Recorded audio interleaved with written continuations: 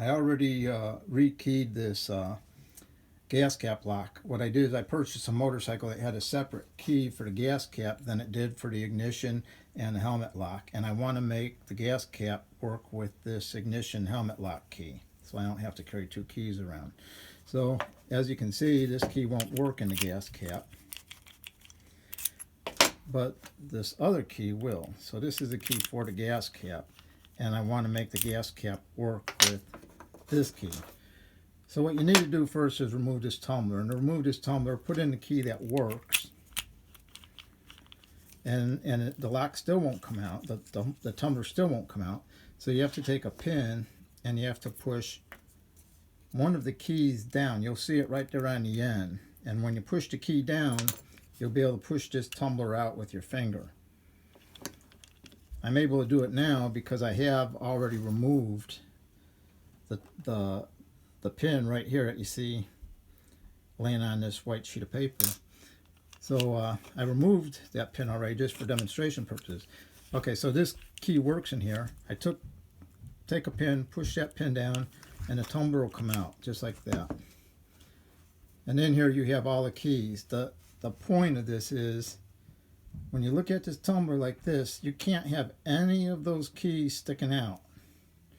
If you do, they fit in the grooves of this tumbler and it won't turn. So I'm going to take this good key out and put the bad key in and show you, or the key that doesn't work.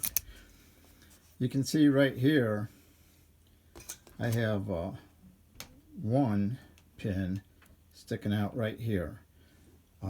What I did to modify this lock, I used to have several pins sticking out. I think two others. So what I did is, instead of replacing the pins, I just discarded the tall one that I couldn't grind down real easily. There's a little spring in here. You gotta be careful with these springs because when they pop out, they go flying.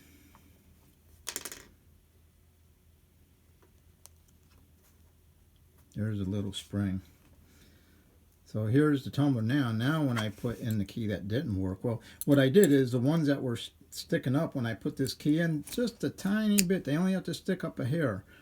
The tumbler won't turn inside the cap. It's a little sticky right now because there's one more. I don't know if you see it in this video. There's one more sticking up right there. And what I'm going to do is, I don't think anybody's going to be trying to steal gas out of my motorcycle so I'm going to take this pin out. It came out with the spring, thank goodness, and I don't have to hunt the spring out.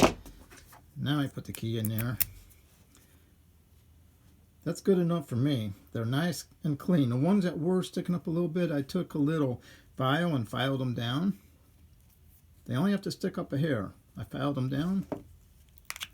Now when I put this key in there, look how freely that thing turns. So right now it's locked. You can't turn it. And you put the key in, turns. Because all these pins are down. When you take the key out, the pins stick up and the tumbler won't turn.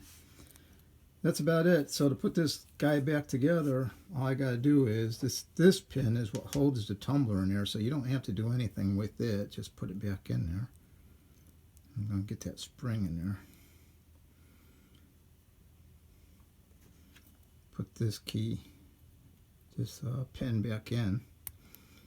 Now when I put the key in, you'll notice this one pin doesn't go down because that's the pin that holds the tumbler from coming out of the gas cap. So what I'm going to do is, all you got to do is put this back in there and kind of do it in reverse. I don't know how well you can see that, but all you got to do is push this pin down into the tumbler.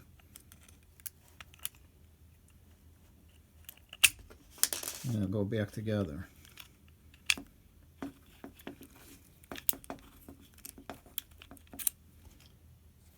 There you go. That's basically it. That tumbler won't come out now unless you take a pin or something and push that pin back down, and then you can push the tumbler out. But that's it. 3-keyed gas cap, 1 key for all. It's going to work great. Those two I'm just going to put in my my bag of parts and have extra keys if I need them. You can move keys around to where they fit on the grooves of the... You can move pins around to where they fit on the grooves of the key, and you don't have to file them down or anything, but they're pretty hard to get the exact fit ones you need unless you're a locksmith and you got a million of them to try, or you know the different sizes. The difference in sizes, I don't know if you guys can see this. Maybe I'll take my camera off. The difference in size, basically,